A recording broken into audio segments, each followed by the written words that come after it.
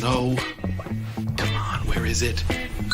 Dave, it's your Idaho Central app here. Any chance you're missing a debit card? Let's get that taken care of for you. With ICCU's card control, you can turn any card off with the tap of your finger. You got it. And back on again. Out.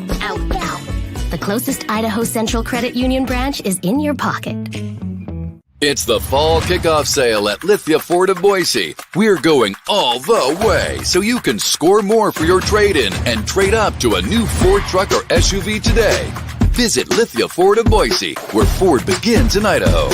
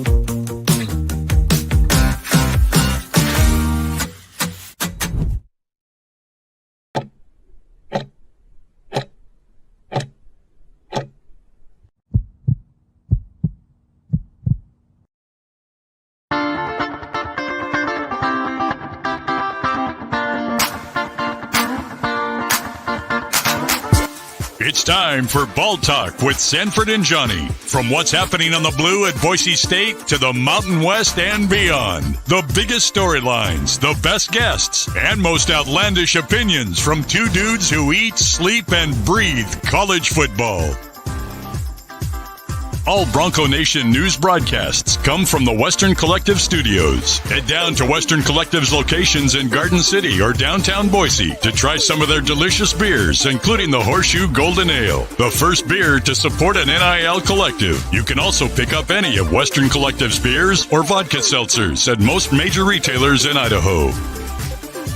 Ball Talk with Sanford and Johnny, featuring former Boise State quarterback and longtime coach Mike Sanford and KTIK 95.3 FM The Ticket's Johnny Mallory on Bronco Nation News. Into episode 5. What's going on, Bronco Nation, Bronco News Nation? Welcome to another edition of Ball Talk. I'm Johnny.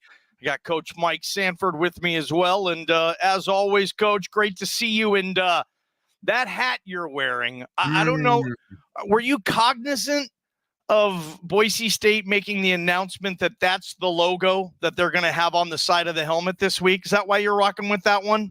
It is two-phased because, first off, this is the helmet logo that I arrived to Boise State wearing in 2000.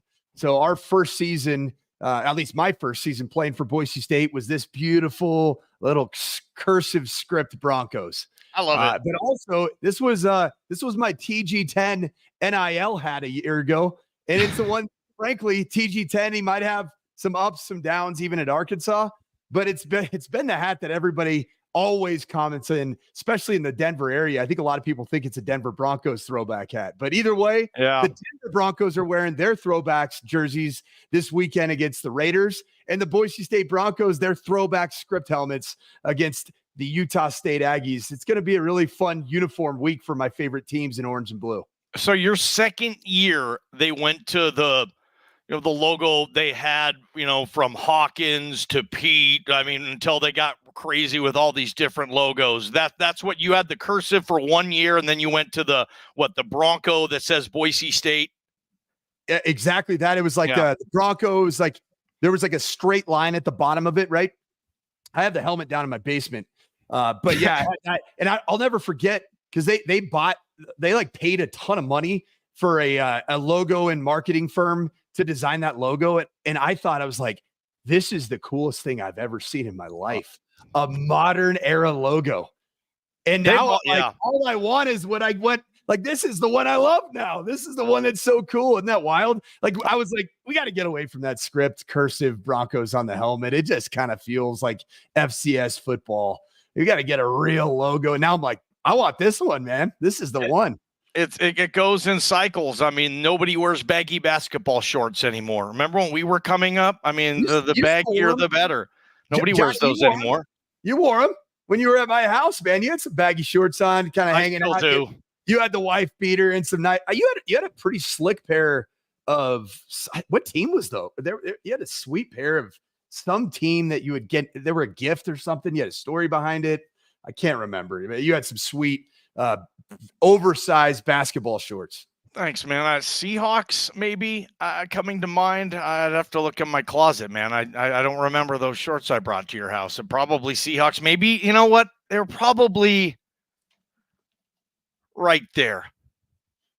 They're probably those shorts. I think they were. God, yeah. You talk about logos. Oh. Hey, we got some great news, man, to discuss. The retribution of Tim Plow going and taking down the Vandals. The UC Davis Aggies under Tim Plow, dialing them up. Everybody saying Jason X, the guy. He's going to take over the college football world. Not too fast, my guy, Timmy Plow, who I know a lot of people watching the show currently drugged through the mud. Timmy Plow, a hell of a head coach and a hell of a dude, man. I'm fired up for Timmy Plow. That was a big win for Davis. Locally, Lan Larison, Treasure Valley, Cody Pickett's cousin, grew up on Chicken Dinner Road, best player in the Big Sky. And my Vandals will be back. They got homecoming up in the SCO this weekend. That's going to be a fun one. I don't know what they're talking about in Denver because you've been working your tail off, all types of media, all types of sports. I think you interviewed a hockey coach yesterday. Today. Jared Bednar, head coach. You're interviewing hockey coaches. I love you, man. Well, and hey, Johnny, real quick. So Jared Bednar won a Stanley Cup just two and a half years ago as the head coach of the Colorado Avalanche. He too is a flat bill guy. And I asked him on his very first interview of the year on Altitude Sports Radio ahead of the beginning of the NHL season, has he always been a flat bill guy?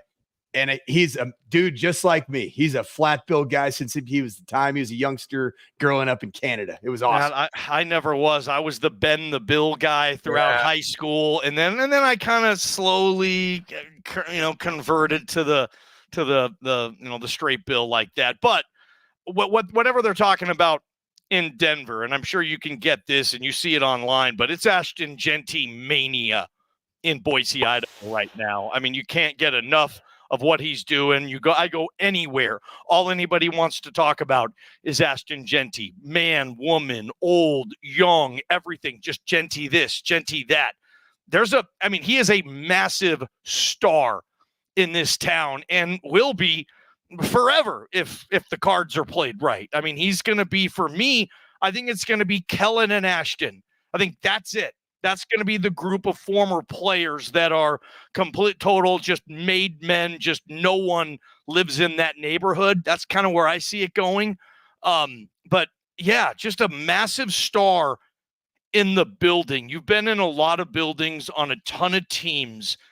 Were you ever involved in a team that had, it feels like there is this player above everybody else, even though everybody tries to say it's not like that. And Ashton Genty's great. He doesn't allow that to be the case, but everybody knows how stinking good he is in the future ahead of him. Who pops into your head that you've been around in regards to just absolute star power? Well, it was at Stanford with Andrew Luck, and it was because he epitomized everything of a Stanford intellect. And he was just an absolute freak show of a quarterback, an athlete. He was brilliant. He handled himself so incredibly well and represented the brand of Stanford as a university, an academic institution, in addition to the athletic side. The coolest thing for me about Andrew Luck was I was a part of his recruitment under Jim Harbaugh and the staff that I worked on as a quality control coach. But I was working with the quarterbacks. I was helping a ton with recruiting. There was no quarterback coach. So it was essentially Jim Harbaugh and myself. And so I knew Andrew Luck from the time we evaluated him, the time that he had to show up to camp at Stanford to actually compete for the scholarship offer. That's how Harbaugh set it up. And it was between him and future Duke quarterback Sean Renfree, who ended up playing in the NFL as well. And needless to say, Andrew Luck won that battle. Well, I was with Andrew in his redshirt year in 2008 at Stanford. Awesome young man. I mean, at the time, he's a full-grown man now. But the coolest thing was I left. I went to Yale for a year, went to Western Kentucky as the quarterback coach and pass game coordinator for a year, and then came back working for David Shaw. And Andrew Luck had just won the Orange Bowl, had just had an incredible performance. And that was the real coming out party for the Stanford program on a national stage. Jim Harbaugh ends up getting the San Francisco 49ers head job. Andrew Luck with an additional year that he played at Stanford. And the coolest thing for me, and I think this is very similar, it almost mirrors Ashton Genty, is that with all of the hype, all of the national relevance, he was the same old awesome dude, man. He was humble. He was great to be around. He was a great teammate. He loved his teammates. He actually enjoyed the football and the camaraderie more than he enjoyed the spotlight. And I think that's what we're seeing in Ashton Genty, which I believe the more the nation gets to know this young man, which I don't know him personally, but I have followed him closely over the last 2 years, they're going to love this young man. And the same thing is happening here in Denver with Travis Hunter. You know, a lot of people want to say Travis Hunter's he's this, that, and he is a ball guy, and he is a tremendous human being. And I didn't know much about him until I started working in the Denver media myself. And that's another storyline. And I think those two guys, man, are not just going to be going head to head throughout the course of this year in the Heisman race, which is great for football. It's great for me. Hell, my former employer and my alma mater have Heisman front runners, Johnny. Legit front runners, top 5 guys, like must-see TV players, maybe the 2 most must-see players in America right now. You're right, are Travis Hunter and Ashton Genty. Yeah, and so, that would be the one in terms of star. You know, in terms of like, let's just call it like it is, a small pond, which is what we're going to be facing this weekend in Boise State, Utah State. I coached Utah State. Jordan Love was a massive fish in a small pond.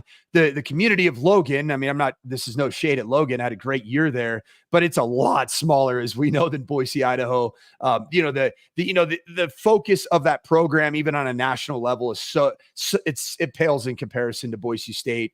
And so Jordan Love being a huge fish in a small pond, that was something that I love the way he also handled it with such humility, just being the same dude. I saw him again recently. He's the same guy as the Green Bay Packers starting quarterback. But those kind of guys, man, you just fall in love with because they're unbelievable on the football field and they're even better off. I bet you would put, because your dad coached in the NFL, shout out to Pops if he's watching this show. We got to get you on, Coach. Junior Seau with the Chargers. You grew up in Chargers training camp. He was the Chargers. And I think we're on a kind of a cool parallel here. Like the ones we're referencing right now, you know, are stars in the building, really good guys. And I'm sure obviously that is not always the case, but did you notice anything in the NFL? And it's a lot different. I get it. Way less rah-rah. And I respect that, but you saw up close. I mean, am I right on that Junior Seau assessment? Yeah, and so my dad got hired at the Chargers in 1999. So the 99 to 2001 seasons. So Seau had already been, leader in a very, very physical presence in that Super Bowl, the San Diego Superchargers of the time. And so he was already at that I'm talking next level type of fame, superstardom. The thing that was so unique about Junior Seau is that my dad had coached him at USC. My dad was a receiver coach and Junior was a linebacker, but he was also the same guy, but the magnitude of him had just gone through the roof. And what I would say about Junior that I noticed as a high schooler and then into my college years at Boise State, when I would come back home and go visit my dad at a Chargers practice or training camp, or even get to a Chargers game, was that Junior Seau was the type of guy that when he walked into any room he was in, he lit up the dang room, man. He had a larger than life personality, a larger than life smile. And that's something about him. He had a physical presence, very different than even Ashton Genty, right? He walks in and he looks like an action figure. He is 6'4", 255 pounds, absolutely shredded. And you did say that Coach Sanford Sr., my dad, the real Mike Sanford, at some point we got to get him back on the program. Has he been on the program yet? Never had, Coach. We need him. My wife just went through the archives of pictures and sent it to me about an hour ago, and I had this queued up. But check out this picture. So this is my dad as the offensive coordinator at the University of Utah. with the mustache rolling, and then you could see the old Boise State logo right there. Won a lot of games in Salt Lake. That Urban Meyer staff, they still talk about that. And your pops was Urban's OC, man.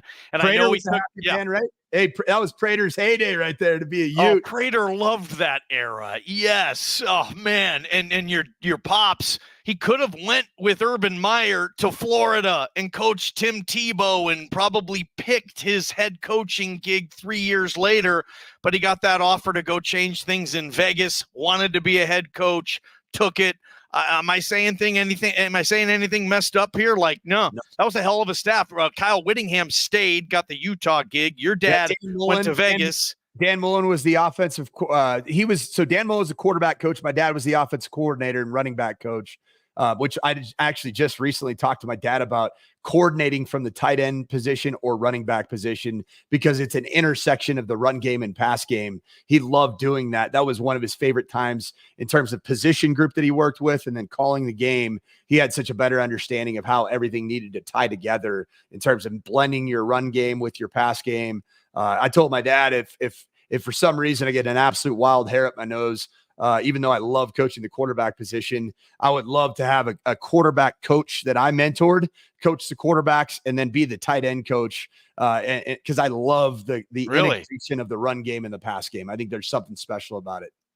The pass game, and this is where I wanted to go also. If there's anything else, I think you're going to mic drop. Here's a tease. Heisman stuff, correct, Coach? Heisman race. That'll be a hell of a mic drop. We also have an interview.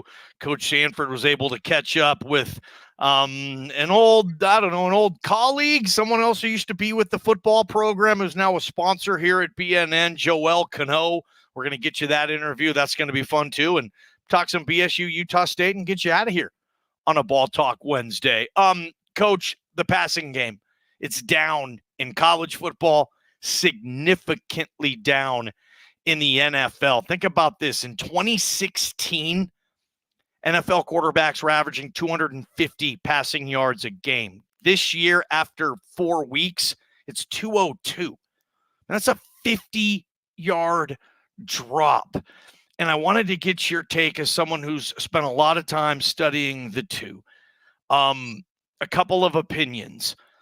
Aaron Rodgers says, and I quote, I mean, that's the league right now. It's a lot of umbrella coverages, a lot of soft quarters coverages, and too high safeties. That's what we saw in week 1 and 2. There wasn't a lot of single safety. So Aaron Rodgers is basically saying, they're just not giving you the single safety look anymore. They're completely taking it away, and just explosive plays in the passing game aren't there. Tom Brady said he doesn't think they're teaching enough. Basically, he was kind of referring to these young quarterbacks aren't ready intellectually. So coaches, kind of what you had to do with kids in college, right? You might have 9 plays that they have to remember. That's it. Quick 1-2 read stuff. Limit the field. You only work on the third of the field on this play. Forget the other 2/3. Like Tom Brady was saying, it's young quarterbacks. There's too many. The quarterback plays down. And I wanted to get your take. Umbrella coverages, young quarterbacks. Why the hell are passing yards down 50 per game in the last 8 years in the NFL?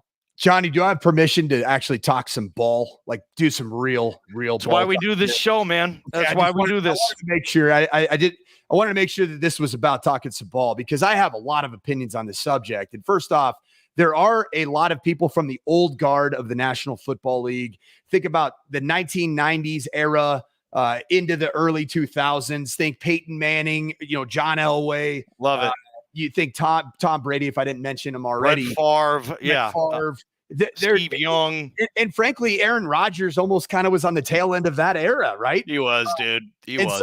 So here's any generational change or shift in football, just like anything else in life, you're going to have these guys that talk about nostalgia. And back in the day, we used to throw from under center and take a 7-step drop, and we huddled, and it meant something. And we should huddle more. Yeah, we could just throw the ball over their heads. Well, you know what?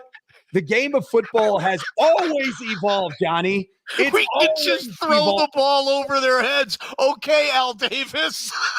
I mean, it's like that's the thought process here. Hey, guess what, Mel Kiper, with your freaking toupee? Nobody cares about what you think about football because you haven't watched it in 25 years based off of your analysis. All right. So I take it very seriously to evaluate what's going on in the National Football League, what's going on in college football.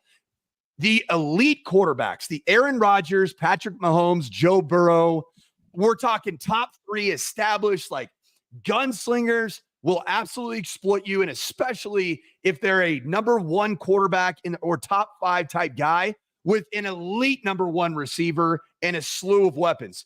Those guys see shell coverage. Why? Because defensive coordinators aren't stupid. They're not going to sit there and be like, yeah, we're just going to let, a Tyreek Hill just get one-on-one coverage and run by us. Okay. We're not going to let Joe Burrow, let T. Higgins and Jamar Chase just, yeah. So those guys, and Aaron Rodgers is falling victim to it. They see shell coverage because guess what? It's smart. And most of those guys aren't runners. They're not mobile. They can't move the sticks themselves. So Good point. Can use an extra safety in the coverage and play to Tampa, which isn't a new coverage. It's been around since my dad was in college. Okay? I know what Tampa 2 is. I mean, yes, it's not new. And this umbrella coverage is a pre-aligned Tampa 2. So you have cover 2 deep half safeties, and then a normal Tampa 2 is where the Mike linebacker, think Brian Urlacher, just turns and sprints and takes away the middle of the field on a pass. Derek Brooks doing it to perfection. So they would close the middle of the field, take out the deep halves, and then play the corners and underneath coverage for underneath cover players. That's what quote unquote umbrella coverage is. Well, now some teams are pre-aligning in that out of their dime and nickel packages. And now they have, instead of a 4-3 traditional set or a 3-4 with big bodies, now they're playing 4-2-5s or even, sometimes 3-2-6s, right? And so let me make sure my math was nailed right there. Math on the radio, never do it. Yeah, I just did it. Big on it. But so here's what they're doing is they're using these nickel packages because offenses have gone to more spread concepts, even in the NFL and in college. Right? You're seeing more 10 personnel. 10 meaning 1, that's the 1 in 10.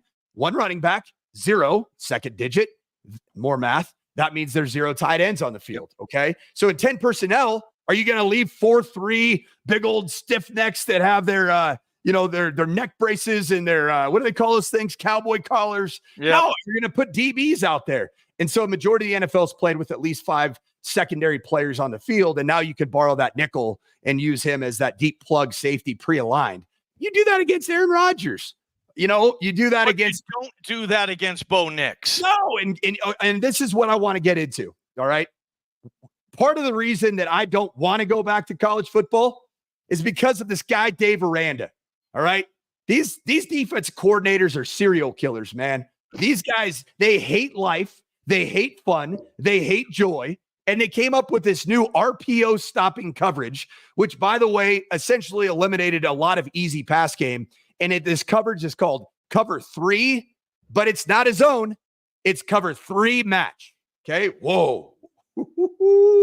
We just went into 3 match, didn't we? What 3 match is outside leverage, essentially man presentation, oftentimes press coverage on whatever detached receiver or tight end that you have. And then a single high safety who's sitting at like 10 yards instead of Pro Bowl type depth of safeties where they're at 22 yards deep. You got 12 yards, 10 to 12 yards.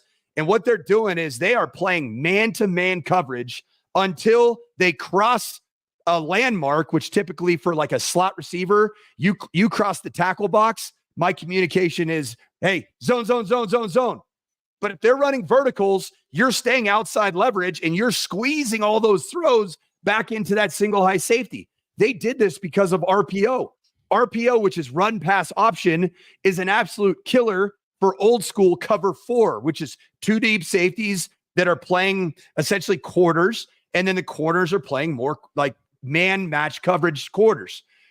the nickel or the backer was getting eaten alive in the run pass option with those little mini posts. You'd see the quarterback stick the ball in the belly. Oh, that linebacker triggers. He's in the run fit.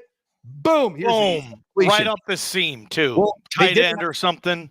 Those were so damn open because the safeties were playing split safety looks. There was two of them. So the middle of the field was open. But by putting that match or that cover 3 single high safety at 10 to 12 yards and then going outside alignment on those slots, on those outside receivers, you're filtering everything back in. Oh, by the way, your eyes are also in position to see crossers, and now you're passing crossers. It's essentially what happened in the NBA with the pick and roll and nightmare, and switching it off. So I found this out, Johnny. You want to know what beats cover 3 match? I got the answer for you. If you're a football coach, I got the answer for you. Why cross? No, it gets eaten alive. Tell me. Give me another guess. Give me another guess. That's crossers. Let me, name, image, and likeness money. Because you got to better players. Well, and the way you do it is you run by people. You just flat out run by people. And then you throw up all these, all this back shoulder 50-50 stuff. It's because of this damn coverage. Like, there's just not like, hey, I'm going to scheme something up. Scheming stuff up went out the window. Why do you think Alabama and Georgia are so damn good? Because they got the biggest freaking war chest that you can find, right? Or you can have a very athletic quarterback. Or you can have somebody that you block a play for a 1-yard gain, and then they take off and go 70 yards to the house. And that's Ashton Genty. That helps. That's how you beat this type of look right now. And that's why, like, Boise State fans are watching Maddox Matson at times. And it's not all cover 3 match. I'm making an overgeneralization. What are they doing to Mad Dog? Same shit? Different stuff? Well, is there a book out on him? Well, it's very similar to what's happened in Denver with Bo Nix, okay? Because, like, if you play shell zone coverage like Aaron Rodgers sees, quarterbacks that aren't necessarily, like, massive howitzer type throwers, they just dink and dunk and pick apart the little inside, underneath zone areas. Well, those are gone because what did I say? Cover 3. What was that last word I said? Match. Okay. Cover 3 match. So are there any open zones? No, you took a zone concept and then you hybrided it with essentially man coverage principles. And then you played press and you played outside leverage. You could throw slants up and down the field, but one tip ball, it's pick ball, it's pick 6, and all of a sudden it's not great anymore. So you have to throw the football. The other thing that absolutely obliterates cover 3 match is elite second play quarterbacks. Who are all these guys that are getting drafted? Jaden Daniels. Is he pretty good on the second play? Spencer Caleb Williams, any good on the second play? The leader in the clubhouse for the 2025 NFL draft, at least at the quarterback position, Shedeur Sanders. He pretty good on the second play? Because once you break down all the initial aspects of cover 3 match, you get into playing street football. It is basketball on grass, man. And that's the way the game's evolved. Is that something that somebody who loves to scheme up and I get the answers here? No, you basically just got to call play and be like, either our guy's going to make a play, because he's better at the receiver position than the guy covering him who's played tightly contested coverage, or I'm just okay with playing the second play. And that's exactly what the book is right now on guys like Bo Nix, on guys like Maddox Matson that are both good athletes, mind you. Yeah. Yes, he is athletic. Yes, he is. No question. I see him every day. Mad Dog is a good athlete. Yeah, absolutely. The bootleg, nakeds, all that comes off the run game. Stuff's good against cover 3 match. Do you want to do that? Can you call that 25 times in a game? No. Don't think so. It becomes too predictable, right? It becomes like that. Oh, this is all they're going to do. All right, cool. I'm just going to set my edges wider. Easy answer, right? So yeah, it's an interesting deal, man. There's a lot going on, but the thing that I think about Boise State, and I think we're going to see a lot more of it here in the coming weeks, because I'm just going to be honest, no disrespect to the Mountain West Conference, but I'm in Denver, right? I cover the Big 12. I cover, things involving national college football, and I talk about them on a daily basis. But right now, the Mountain West, guys, is Boise State and UNLV. It's Boise State and UNLV. This is not a good conference today. No. It's not playing well right now. Okay. And so I think you're going to see more opportunities because I believe that the perimeter is very talented at Boise State. I think they have dudes. There's been some injuries. I think Cam Camper's an absolute dude. Chris Marshall, who I don't know if he's back or not. I don't know this situation there. Prince Strong. I mean, like I said, I would kill to have had a guy with the length and aerial abilities of Prince Strong. You wanted Austin Bolton Logan. Yeah. I was going to play him as a flex tight end. We basically had a kind of a hybrid tight end receiver position that was a true, like an NFL. What do they call them? Like a skill tight end, speed tight end. Yeah, just not you're not attached. You're basically like a extended like slot back. You can block with them. You can use them in the running game, play action game. Like, yeah, that's a good piece to have right now for teams who can find that type of player for sure. Well, and Austin Bolt against Washington State. Everybody can complain about him, blah blah blah, this, that, and the other thing. He got open downfield a couple times. Drew a critical pass interference call. So it is what it is. Austin Bolt's bald. They talked about that Prince was open on a couple occasions too, and it just didn't find him. And that happens, sure. Can't let it happen too much, I guess. But yeah, I mean, I think those opportunities will come too. Like you said, the Mountain West, I'm with you, man. It's down this year, big time. Certainly offensively. Boise State plays 7 games in a row, all in this league. Then they finish up with Oregon State on Black Friday. Outside of UNLV, I mean, Fresno's down, and they still dodge Fresno. And Fresno's still going to beat most of the other Mountain West teams. Boise State, UNLV, if they can just keep winning and stay this pace. UNLV plays Syracuse, I think, this week. Sneaky trap, kind of. Yeah. That might be a little sneaky. McCord, man. Kyle McCord started the year off on fire. The Ohio State transfer playing for the Orangemen. So it'll be. Did you recruit him, McCord? No, I had zero connection to him. No connection to him. Anyway, to wrap it up, real quick, the teams that Boise State avoided, right? Preseason, you're like, they get to avoid Fresno State. They just got absolutely destroyed. Oh, they get to avoid Air Force. Ooh, that's nice. Their only win is against Merrimack.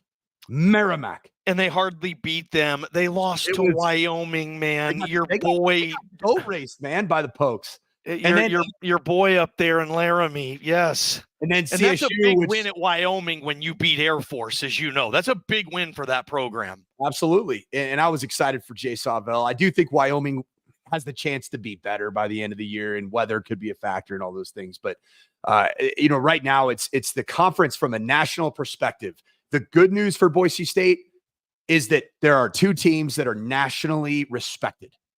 Okay. And that's Boise State. And I would just tell you that right now, Boise State this year, the only reason that they are highly respected nationally, and I'm talking about national, this is not my opinion.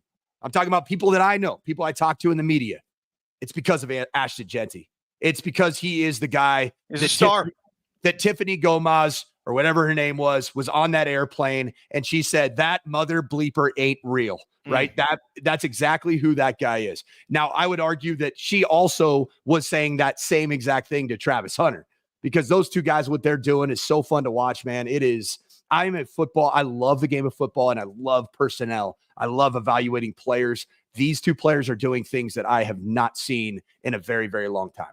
Some people don't think Travis Hunter has a shot in hell to do this in the NFL. Richard Sherman thinks he's just the perfect prototype corner prospect, and I believe he was thinking he's more of a corner in the NFL. Where are you with Travis Hunter? Travis Hunter is the best corner in the country right now, and he is arguably a top 3 wide receiver in the country. Yeah. And I'm going to go into my mic drop right now, Johnny. Okay, let's do it. Mic drop up. Yeah, so here's the mic drop, right? And we're kind of starting to flirt with the conversation, so I wanted to make sure that we hit it before we kind of beat up the topic. The Heisman race. Boise's familiar with the Heisman race. Kellen Moore's been, certainly a big part of that Heisman race, being an attendee at the Downtown Athletic Club. I believe it was still there, in New York City. But the Heisman race is such an interesting and complex race, and oftentimes the Heisman race doesn't necessarily go and run parallel with your on-field success of your team, your wins and losses. And so anybody right now from Boise State that is saying that I've never seen anything like what I'm watching with Ashton Jeanty. I am in that camp, okay? I am squarely in that camp. And if that's the logic for why he absolutely is the Heisman winner as we stand here after 5 football games, I do have some honest truth for you. I live 12 miles away from Boulder, Colorado. I've been to 4 CU games in person. I've seen Travis Hunter play, and I was on the field for the entirety of his performance against CSU. In my life, I have never seen somebody do what he does on a football field. Okay. So instead of saying, oh, this is our guy, the other guy sucks, or his stats aren't the same, I'm just going to give you a dose of reality for national voters is that Travis Hunter is definitely in this conversation. And frankly, the media voters currently, The Athletic just put together a panel, and Travis Hunter was number 1 in the vote, 19 votes in their little panel that they put together. Second place was Jalen Milroe. Third, with 0 first place votes, was Ashton Jeanty, who had 11 second place votes. So right now, Travis Hunter he's the clubhouse favorite to win the Heisman. Is it over? Nope. No, it is not. This is going to be an incredible race.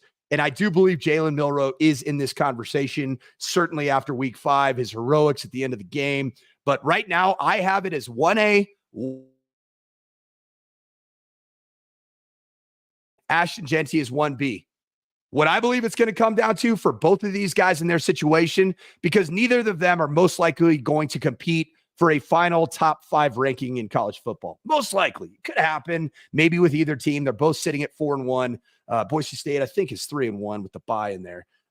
Is that right, Johnny? 3-1? Yes, they're playing well. Yeah. But Boise State is 3-1 currently. Awesome. Yes. Yeah. Are you watching the baseball game? Sorry. We'll get back to I'm trying to watch this mic drop, man. I'm right here. I love it. Keep it going, bro. This game is going to this Heisman Trophy game. It is a game for the next 7-8 weeks. It's going to be a matter of survival of the fittest. And both of them, what they're doing, both Ashton Jeanty and Travis Hunter, the tax it takes on both of their bodies is incredible. And if both of them stay healthy, then it's just going to come down to what they did each and every week leading up to that final decision. If either one of them, let's just say they bust their shoelace and they have to sit out a game or 2 or 3 because their shoelace is not fixable. Okay. I don't want to put any negativity to the universe. Okay. Then I think that you do have a situation where somebody's going to pull away if they continue their trend. This is going to be a tremendous race. This is a real Heisman contest.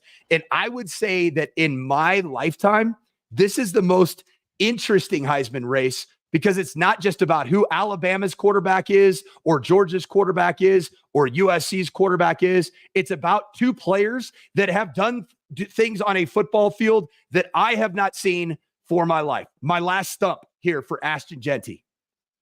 The game against Washington State was the strongest case for a Heisman Trophy frontrunner status in his career. Why?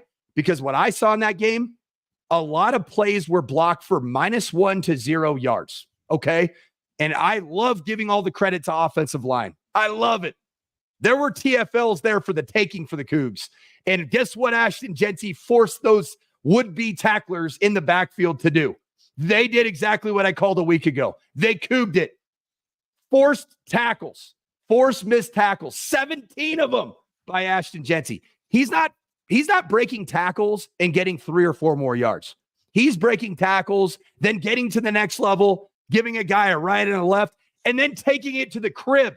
That's not human. That's not normal. This guy is on a different planet. I absolutely love him. I will be rooting so hard for him to stay healthy, all the good vibes for this young player, this amazing human being. But I want to see both Travis Hunter and Ashton Jeanty at their best for the next 7 weeks. And it's going to be an amazing, amazing race. That's my mic drop. Give us a quick one. The fall kickoff sale is underway at Lithia Ford of Boise. Check out their full inventory of vehicles at Lithia Ford Boise. Boise.com. They've got NIL deals with 6 student athletes at Boise State, including 4 football players, Jonah Dolmas, Ahmed Hassanin, Matt Lauder, and Andrew Simpson. They're all rocking rides from Lithia, Florida, Boise, and you can as well. The Raines family purchased our F-150 a couple years ago from Lithia. Couldn't be happier with the customer service. We still get the free lifetime oil changes. Always enjoy coming back and seeing Jim and his staff. So friendly. And our salesperson, Kim, did a tremendous job helping us out every step of the way. Still sends us a Christmas card. So check them out. That fall kickoff sale. You looking for the F-150, the Ford Bronco, the E-Mach Ford Mustang, all their vehicles. Again, view them online, lithiafordboise.com. Check them out on Fairview in Boise, Lithia Ford of Boise. Taco Bell is hiring. You can get more information at TacoBellWorks.com. The Treasure Valley Taco Bell stores offering free food while you work, half your wages the next day after you work, great promotional opportunities, and more. It's a great environment. And if you're looking for a job, highly recommend Taco Bell. You can apply at TacoBellWorks.com, and you can also get more information there about the giving efforts of Taco Bell, the SON Management Group, and the Nicolason family. The student endowed scholarships for the men's and women's basketball team. Yep. They come from SON Management Group and the Nicolason family. Get more information, apply for a job, go eat at Taco Bell. Check them out, TacoBellWorks.com. You looking for that new jersey or shirt for game day? Head on in to the Blue and Orange Store, theblueandorangestore.com. You can order anywhere in the world, but if you're in the Boise area, I highly recommend just going to the second floor of the Boise Town Square Mall next to Pro Image. The Blue and Orange Store, whether it's coaches' sideline apparel, jerseys, caps, bumper stickers, car flags, you name it, they've got it at the Blue and Orange Store. Again, all your Boise State gear. I know there's a lot of places in town you can choose to go shopping for Boise State gear, but if you want the most comprehensive selection and you want to help a great guy in Travis Hawks, who's been a big supporter from day one of Bronco Nation News, check them out, the Blue and Orange Store, online, theblueandorangestore.com. Maybe you never thought about getting into the trucking industry, but if you're looking for a career change, you should. Transportation Compliance Service. It's a local company based in the Treasure Valley, helping folks all over the world get into the trucking industry, whether it's the DOT overweight permits, all the paperwork, everything you need to get out there towing that first load in no time, they can help you out. Those that try to do it themselves, in fact, 75% that try to do it themselves end up going out of business. Let the professionals handle the paperwork so you can get out there on the open road. Check them out, transcomservice.com, 866-813-7620. Again, Transportation Compliance Service, transcomservice.com. On the go, don't have enough time to cook up a nice meal, but don't want to always be eating out fast food. You want a cheap option, you want a healthy option, well, I got it for you. LeanFeastMeridian.com. You make your order on a Sunday or Monday, they deliver the food to your house, and all week you've got your meals from Lean Feast.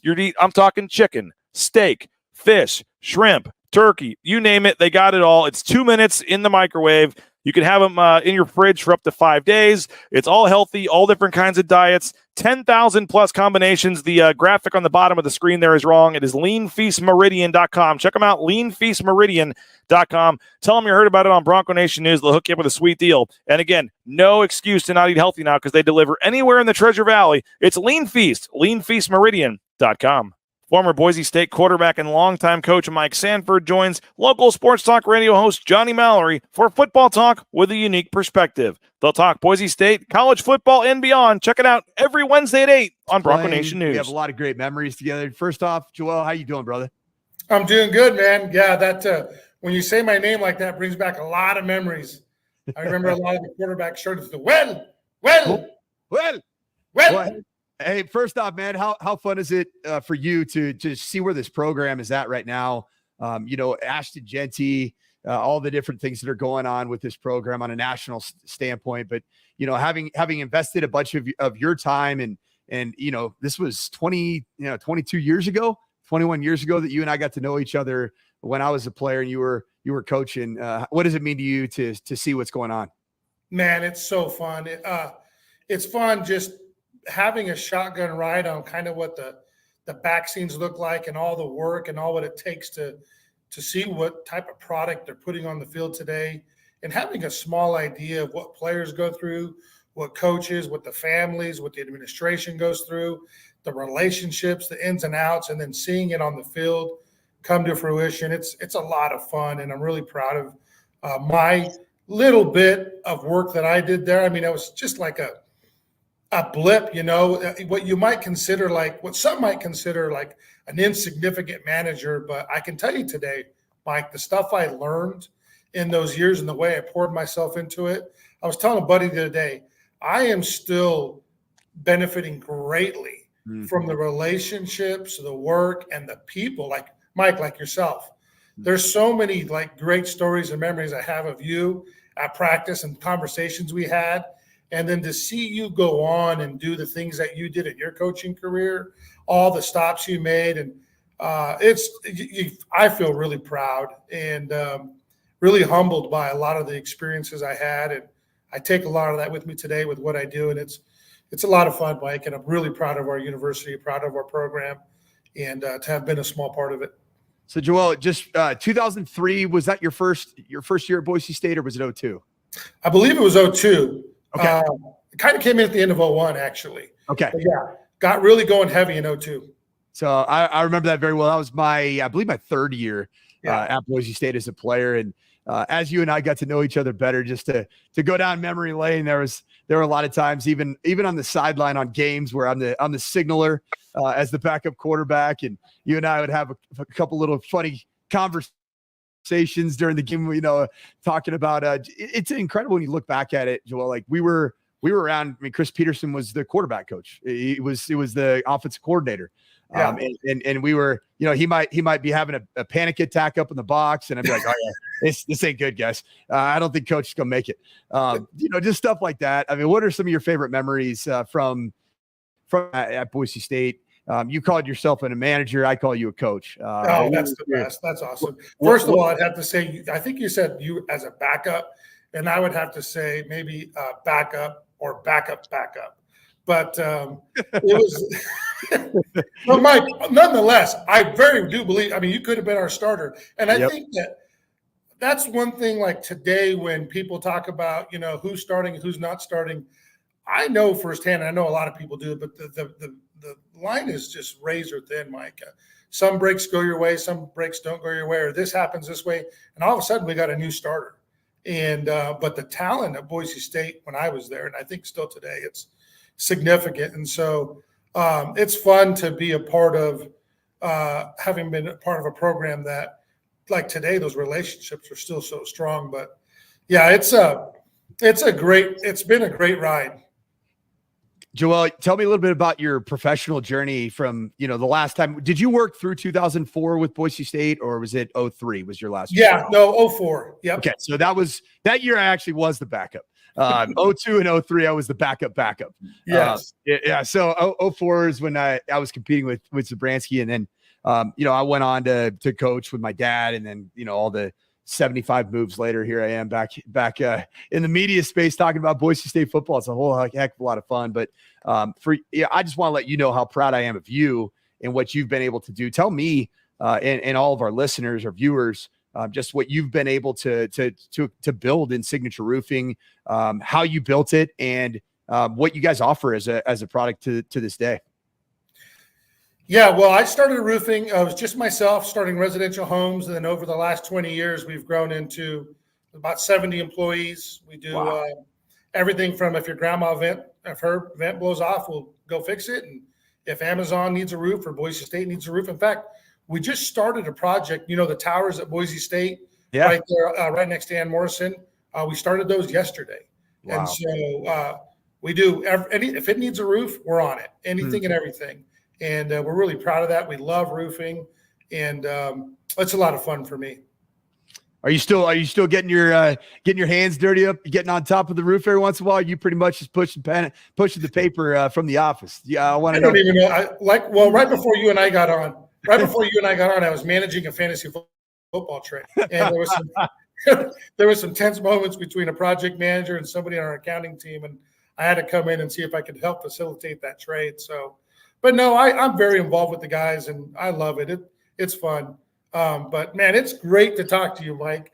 I love following you. It's funny because that 2002, 2003, 2004, for me, I call it the golden years, and I guess other people could argue against that. I would agree.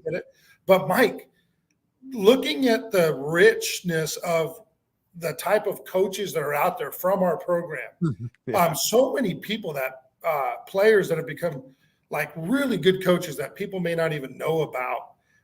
It's impressive to see the stock of the type of player we had in those days that are now very influential in the college community as far as football goes. It's very impressive. And I'm very proud to watch you guys, watch your careers. Mike, I had so much fun watching you at all your different stops, listening to your interviews. And one thing that I was telling BJ about was, Mike, you're the same cat. You're the same guy. I mean, I remember one day at practice, and I don't know if you're going to remember this conversation, but it's very distinct in my mind. But we had these play sheets back in the day, and we would get the script for the day, what the ones we're going to get, what the twos we're going to get, the threes. And so I knew going out to practice the reps you were going to get. I remember. And I'm careful to tell a lot of these stories because I was in a room one time with the coaches, and it was all the coaches and myself, and I was obviously odd man out. And I remember Coach Hawk, who was so instrumental in helping me get started there and in stuff I do today. I mean, Coach Hawk, Coach Collins, our old DC, Romeo Bandison, Coach Tucker, just Coach Lawler, guys that people may not know about that took time to pour into like a manager, their players, each other. The Boise State program, their culture, it's so people driven, and it's been that way for so long. It's a real special place, Mike. Yeah. And I don't know that people know how special it is, but what I was saying was we go out to practice and we're standing next to each other, and RD, Ryan Dinwiddie's getting his reps, and you and BJ are standing next to me, and you guys got the call sheets, and I'm in the middle of you two. I'm like 5'5", and you guys are like 6'10", at least what it feels like to me, right? And you're talking back and forth, and you're looking off my sheet, and you're kind of discussing the plays, and so I'm taking it all in. And we're having one of those practices where it's like, oh, man, it's not going good. And Coach Pete, like you said, is having a panic attack. And I'm careful to say that stuff because, like, in that meeting, I remember Coach Hawk looked down. He's like, hey, Joel, loose lips sink ships. I mean, everyone's looking at me. And I'm like, and Coach Pete's kind of looking at me. He's like, get what he's saying? And I'm like, I get what he's saying. And so since that moment, I've been very careful with the stories I tell. But Coach Pete he's running practice, and he gets a little hot, right? And he throws RD fumbles. Him and Huff fumble the snap. Scott Huff, our old center, who's now coaching with the Seahawks, another example of just the rich history that we have. But hey, real quick, I'm gonna interrupt you right there. So Coach Huff, Scott Huff, the Seahawks offensive line coach, his backup, Clayton Adams, now the Arizona Cardinals offensive line coach. Yeah. And both of them were coached by Chris Strasser, who's now the Indianapolis Colts offensive line coach. Like, impressive. Unbelievable. Coach Strasser, I mean, the times he went to dinner, we'd go to dinner together and poured into me block schemes and alignments and how to coach O-line. I mean, that's another great example of, I mean, I'm just a manager, and he's sitting there pouring into me, and it's awesome. But we're at practice, and RD fumbles a snap, throws him out. BJ goes in. Mike, I'm not kidding you. BJ fumbles the snap. Fumbles the snap. In comes Sanford. You get in there, you run a really good rep, and I think on the second rep, I want to say it was Deep Mike fumble. Somebody fumbles, and maybe it was Donnie Heck, but somebody fumbles, and Coach Pete loses his mind, and you're out. You're gone. Sanford's gone. We're back to RD. So now we're not getting any reps. Pete's lost his mind by now. RD goes in there. Dude, he goes under center. Mike, he fumbles the snap. And all of a sudden, and this is the life of a backup quarterback or backup quarterback and how hard it is to get reps. All of a sudden, Coach Pete went from losing his mind to, all right, guys, come on, guys, we can do this. Come on, RD, hang in there. And you look at me, and you're just like, ain't this some shiz, man? And I remember BJ was running like if he was going to actually get another shot, going to get a rep.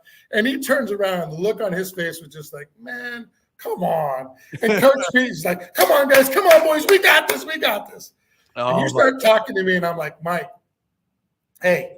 And you're kind of disappointed. I'm like, Mike, because I'm a part equipment manager, part counselor, part helper. Yes. And you're venting. I'm like, Mike. And I look at you, and I'm like, Mike, hey, one day you're going to run this joint, and this is going to be your offense. And so when you came back and Hars got that job, I knew that you were going to come back. I'm sure a lot of people knew you were going to be the guy. And then so when you actually ran our offense, I remembered that day. I was so proud of you, and it was awesome. And I knew from two things: the type of mind you had, but the thing that really cued me, Mike, was when you would talk about your dad. When you would talk about your dad and the things he was doing, I knew, I'm like, this cat was born to coach. He was born to lead men. He was just born to do this. And man, I've been so proud watching you and a lot of the guys there, but stories like that times a million that I take with me when I'm watching you guys, and it's great to talk to you and catch up. Hey, Joel, that is an amazing story, and I don't really fully remember it because of some coaching PTSD that I have and playing PTSD. But actually hearing you tell that story, I remembered it. It just one of those, it's like shoved down there behind a bunch of other coaching stuff that happened. I mean, as you know all too well, the stresses, right, of stuff that has nothing to do even with game day. Like this was, I don't know if it was spring ball or fall camp or whatever, but this wasn't during the game, right? And, no, this is practice. It's just every single day, man. It is something that happens, and I love that you shared that story, and it's so fun to catch back up with you. Thanks for awesome words. But before we close up, I want to make sure. Tell me about your new partnership with Bronco Nation News, with BJ Rains, how this came to be, and what you have found with the coverage that Bronco Nation News is offering to Boise State fans and the Boise community, and heck, the national community of Boise State fans. Well, it's another avenue of our program that, I mean, I know it's independent of our program or the Boise State program, but so proud of the talent, that BJ and yourself and Coach Ridd and Mike Prater and Jay Tuss and that whole team. I know there's a couple others. And the way you guys bring it to the community, from my perspective, Mike, it's so heartfelt. And I can see the culture spill over from the things you believe in about people. And that, we always talk about people being our greatest asset. And that runs through and through Bronco Nation. And so really proud to be a partner, really proud to partner up with BJ and the team. We want to do a lot of stuff with youth and in the community, going to do some great giveaways, and we're looking forward to that. So I'm excited. Well, Joel, what's your guys' slogan at Signature Roofing? Covering our community. I love it, man. Well, thanks again, Joel. It's awesome to see your face. It's awesome to hear your voice. It brings about a lot of really fun memories for me. Just to see you, man. Just the smile. I remember that. There were times where I needed that, some type of wisecrack to get me off of being too stressed out and trying to perform. And man, you were a godsend for me. I can say that. And it's pretty cool to see it here 20 some odd years later in partnering up here for Bronco Nation News and the relationship that Signature Roofing will be bringing to help bring coverage to the community. So for Signature Roofing and Bronco Nation News, we're going to keep your community covered. I love it.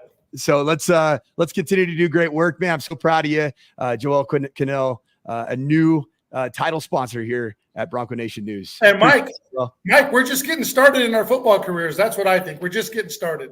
Yep. Yeah, there's no question, man. There's no doubt. Well, hey, I appreciate you, Joel. Thanks for joining the program, and we'll be right back with some more ball talk with my guy, Johnny Mallory. Ball Talk, Season 2, Episode 5. Well done, Coach Sanford, on that, man. That snap story is hilarious. So Pete was just losing it. You, BJ Rohde, Ryan Dinwiddie. I love all three of you guys, by the way. I know all three of you, buddies with all three of you. And man, that was a hell of a quarterback room. Was Pete the quarterback coach and Yes. OC? Yeah, my quarterback coach, my true freshman year, was Mark Helfrich, and Dirk Cutter was in there kind of chaperoning because Helfie was so dang young at the time. And then I'll never forget when Coach Cutter left after my redshirt year, the guy that recruited me, that was a hard deal, right? You're like, hey, well, what's going on here? I see ya. But and then all of a sudden, Chris Peterson comes like this. He looked so dang young. I'll never forget it, man. He looked so young when Hawk introduced him. It was before the age of X is breaking the news of the staff. So we didn't even know what these guys looked like. We didn't know who they were. There was no, scoop. And so, we just basically went to a team meeting coming back from winter break. And we met Chris Peterson. I'm like, there's my new offense coordinator, quarterback coach. And yeah, it was. Did your dad know him at all? Because you probably obviously told your dad, hey, here's my guy. I mean, did he do some detective work on Coach Pete for you? He knew they had some commonalities because of Paul Hackett. Yep. Pete had worked with Paul Hackett at the University of Pittsburgh. There's ties with Paul Hackett to UC Davis. But then my dad had actually in the 70s had been a graduate assistant for Paul Hackett. Paul Hackett, funny stories, father of Nathaniel, Jets offensive coordinator Nathaniel Hackett, who's had a tough week or two, but but yeah, so Paul Hackett was meticulously OCD. I am talking next level. Like I'm saying, like the pencil is a half an inch off. Like he's freaking out. He learned from Bill Walsh, man. 100%. And Paul Hackett would call my dad into his office. My dad and my mom were newly married. My mom didn't really know fully what she was signing up for. There weren't a lot of horror stories about being a coach's wife in 1977, 76. And so my dad was called in at like midnight, and he had already left. He got his work done. He got called back, probably the old, rotary phone, the old dial, dialed up my dad, and he asked my dad to come and move some furniture back. He wanted to change up the furniture because he didn't like the way it sat. So my dad just went back and, moved around all the furniture in the office to make sure it was right, because that's important. So yeah, it's Coach Pete. He definitely had some of those similar characteristics, and frankly, so did my dad, and still does. And they get worse every year he gets a year older. And so do I. So there's you and I've talked about it, man. Like I hate when we do a ball talk show and something's like a little bit off. Like it bothers me. Like you've seen it. I get pissed. I start like, what are you doing? Who's producing the show? I can blame that on my dad and Chris Peterson, who really ultimately we should blame Paul Hackett. And really, we should blame the greatest to ever do it, and that's Bill Walsh. Bill Walsh. There's videos on NFL Films of Bill Walsh killing Paul Hackett. I put the effing play in, Paul. Don't tell me how to run it. I put the play in, Paul. Stop. There's a show, and if anybody has seen that, Bill Walsh, it's a widely seen clip. It's like classic NFL Films. Any Bill Walsh thing of him losing his temper, they'll show that shot of him at practice, and he says Paul. For everybody knows that's Paul Hackett that Walsh is just chewing. I mean, yeah, getting your ass chewed by the head coach. Before we get into the Boise State game, the head coach that gave you the ass chewing you remember of your lifetime. Who was it? My dad. Okay. At UNLV? When you were a GA? Yes, I was a graduate assistant at UNLV. Yeah, I was newly married. I was losing at home and I was losing at the office. I mean, that's just the absolute bottom line reality of my situation at the time. And so team meeting after a tough loss, I want to say it was to University of Nevada. Next morning, it was like a Sunday morning, and we did a fairly early off, like it was an earlier team meeting than normal. And I was running a little bit late. Yeah. Well, I was up there. My dad had a cut up ready. I mean, he was fired up. My dad's got a very, very, very long wick, and when it burns down, it explodes. Okay. And so my dad had the cut up wasn't set up. He thought I was going to have it all ready to go. I'd made it the night before till whatever time we were working till 1 a.m. And, frankly, it wasn't set up. So he was extremely pissed about that. He's up there by himself trying to figure it out. My dad is a lot of things, but technologically advanced, not necessarily one of his strengths. Me, on the other hand, I'm the technological guy. Well, I'm in that meeting, and my dad's up there struggling, and he looks back at me, I mean, in front of the whole team, and slams the Exos. Exos is the software. Exos. Yeah. Okay. Yeah. So he slams the Exos remote. I might be adding to the story, but I remember the probably $300 remote splintering in air, and get your ass off there. And then afterwards proceeded to do the same. And it was good for me. I wasn't late for a team meeting again. I made sure that the head coach had his presentation ready to go at least 2 hours before he was given that presentation. And then I checked it 30 minutes later. And then I checked it 30 minutes later. And then I checked it 30 minutes later until it was go time. So where's your wick? I mean, did you Western Kentucky, Colorado head coach Mike Sanford? I mean, Could you lay into a son of a gun? I was more, so I'm always different. I was more of just a constantly intense practice coach. Like if I was in the meeting room environment, I looked at that as a teaching environment. I personally never found, meeting room ass chewings of players or even coaches to be all that effective. I think it ends up getting personal. Players end up shutting down. I like what happens on the field because you're physical, you're doing it, you're in it, you're sweating, all the thing. That's where you play the game. That's where the physicality of the game shows up. And so I would say that my style was just constant energy, constant encouragement, but then constantly coaching every single blade of grass on that field in every detail. And then, I would lose it on the field. I had one moment at Western Kentucky that dang near got me fired. I lost it. And you want to hear what happened? So we have this really fired. I mean, not really, but it was okay. Yeah, what's this? I'm using that as a figure of speech, but I have I built up this. We were opening up in a night game, so it was Western Kentucky versus Eastern Kentucky, an FCS program, very good one at that. So I decided to make our final like evaluation. We're gonna do roll call after it. And name starters, have the one-on-one meetings. But I actually had kickoff for the scrimmage at the exact same time that we were going to kick off the Eastern Kentucky home opener. So same venue in the stadium, under the lights, same climate, same atmosphere. And so what ended up happening is like this scrimmage is intense, man. Like I'm talking awesome. Like it's what I wanted as a coach. I wanted it to feel like game day. I wanted it to feel competitive. I wanted there to be some jawing back and forth. I wanted plays to be made on both sides of the ball. It was fantastic. Well, we turned the ball over and I was calling the plays. Actually, Junior Adams was calling the plays that year. And we turned the ball over and I think it was an interception. So the defender is returning the interception for a touchdown. This is ones on ones.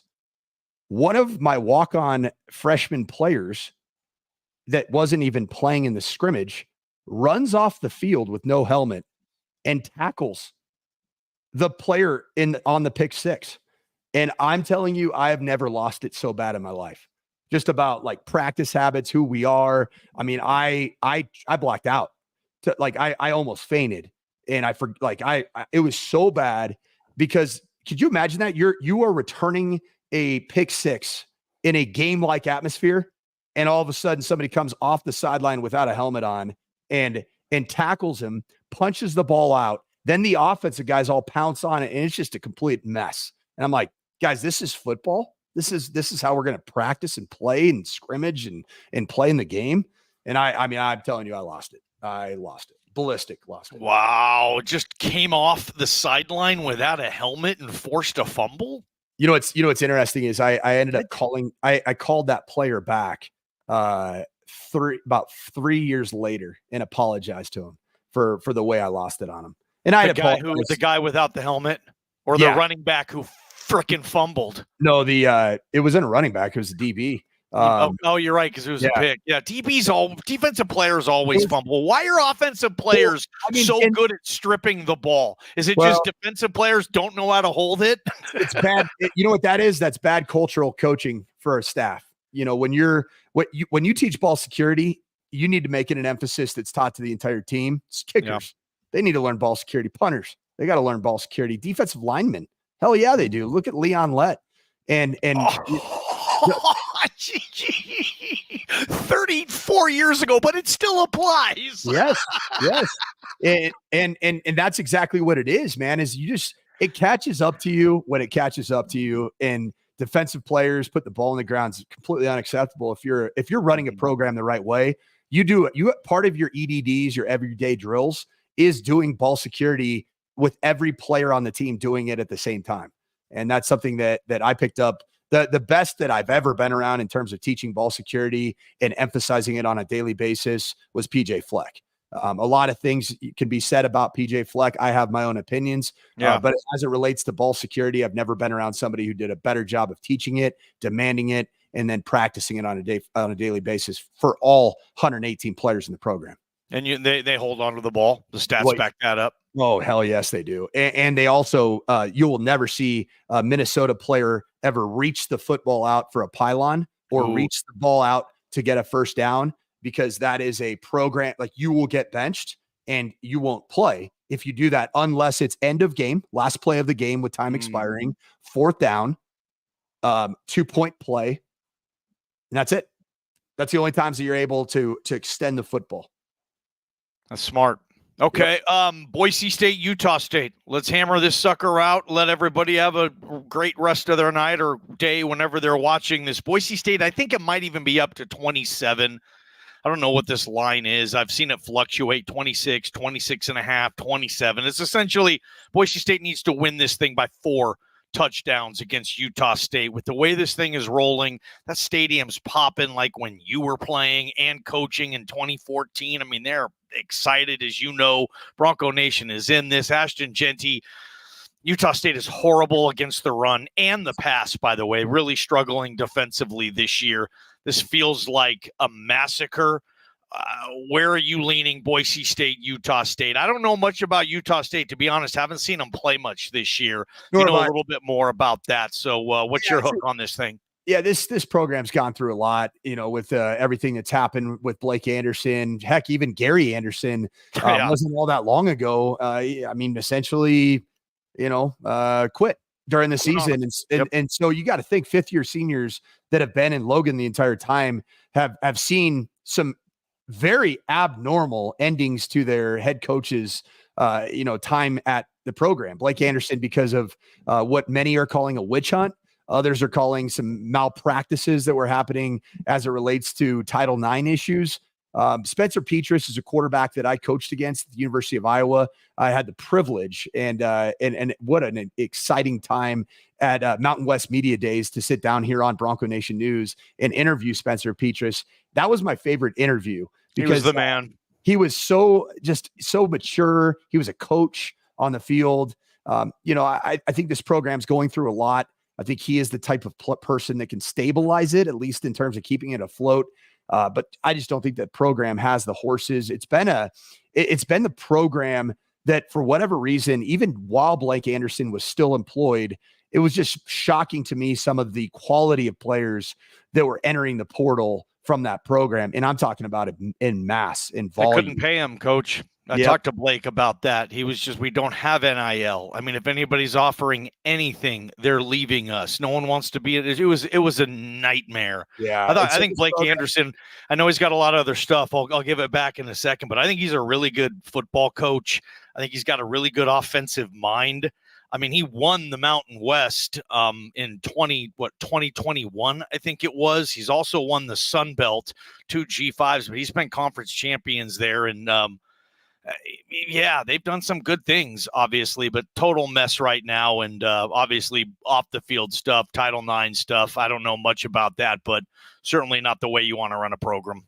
Yeah, I didn't have a chance to watch the Spencer Danielson and Dirk Cutter press conferences, but I did see at least somebody quoting Dirk Cutter saying something along the lines that there are 3 run first, run second offenses, something along those lines in college football. And I think it was like Army, Navy, and Boise State, or Air Force, Navy, and Boise State. I can't remember how he phrased it, but it's going to be really interesting. This is one of those games that I think could be a great follow-up performance on the Heisman landscape. Another game where Ashton Jeanty, if I'm Boise State, if I'm Dirk Cutter, you don't run him into the ground, but if you're at or near the end zone, you better hand it off to number 2. I don't want to see personally a whole lot of quarterback sneaks, because frankly, what I've seen from number 2 is proof and data that if you give him to him once near the end zone, he probably is going to score. If it doesn't happen, second time, the odds are going to go up even more. Third time, I'd say it's just about a guarantee. 100%. And so that's kind of where I'm at. It can be the touchdowns. It could be yards per carry. It doesn't have to be, a 28 carry, 300 yard performance. LaDainian Tomlinson, en route to his historic year, didn't have 28 carries for 300 yards every single time out. And mind you, that was an option offense, most of it, when LT was playing there. Was it really? Yeah, it was very, very option heavy. A ton of option football. I don't remember that. Okay. Yeah, and not every play, but it definitely leaned into some of the old Dennis Franchione offensive, schematics of option football that was made famous at Pitt State the Gorillas. Was Casey Peters their quarterback? Do you know that guy's name? Okay, all right. But yeah, I my prediction on this game, Johnny, is that this is going to be it's going to be dominant. Utah State will have enough athletes to make plays at times, but the group that I came away, the position group that I came away most impressed with against Washington State was the defensive front. And it's almost ironic that right now I feel like I'm watching similar like three phases of football with the Denver Broncos. Their front seven is ridiculous and harassed Aaron Rodgers. And then, it's like the day before I'm watching my alma mater in the same color scheme, absolutely harass John Mateer. And it's incredible what they're able to do. I will say I thought Washington State offensively had an absolutely abysmal plan. It was disturbing, to be candid. The amount of stuff that was happening with the quarterback in really shallow pockets at or near 3.5, 4 yards was like mind-blowing. There was no depth initially to set the target line for guys like Ahmed Hassanin to rush up the field. Therefore, the pocket just constricted immediately. It was bad. I'm gonna call it like it is. It was a poorly coached offensive game. I actually thought it was, strangely enough, I thought it was a well coached defensive game for the most part. Ashton Jeanty was just that good, and that's why he's a Heisman top 3, top 2. If you don't set the edge against Boise State, man, and I saw that in practice all August. Anytime the edge wasn't set, it's like, he's going to house this. All he has to do is stiff arm or juke a linebacker, get to the sidelines, and he outruns the secondary and bless a corner's heart that's going to try to tackle him. He's like Chuck Pagano. What'd he say? He's a rolling ball of bowling knives. He said on rolling ball of butcher knives. That's it. He said on Idaho Sports Talk yesterday. Big coaching cliche. Huge. He called him an alien. I mean, this is an NFL coach. Not seen really good running backs. These guys. Yeah. These guys are saying Ashton Jeanty is this good. So the edge setting piece of it, I felt like Washington State had. Like, setting the edge doesn't mean that you have a guy blitzing free off the edge every time. It's that you're accounting for the edge. There were bodies in position to make plays on the edge, Johnny. Yeah. They just didn't make the damn plays because he is that guy. He's that guy. He's that good. And the thing that I like, this, I was, when we started doing Ball Talk a year ago, and think September, Johnny Ashton wasn't a household name. This was George Holani's show. It was a very much George Holani and his return was the big story ahead of the Washington game. I said, I've never coached a back like that. And then I didn't know until this year, the top end speed. Gosh. Wouldn't you have said that was maybe a question mark you had last year? My goodness. No, I've had a look at this kid since he showed up. I've never seen him caught from behind at practice anywhere. I'd never seen him caught from behind. I did in the Washington game last year. He got caught from behind in Washington. Okay. Yep. I thought, that was my takeaway. And of course, Heisman voters are going to use the excuse, well, it's against group of 5 opponents.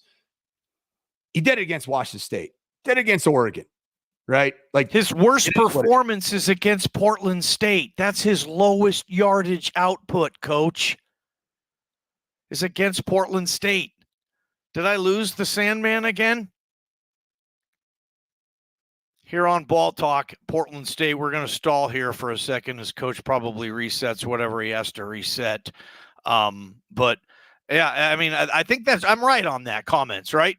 Ashton Jeanty's lowest performance this year was against Portland State, right? Because he missed the first half.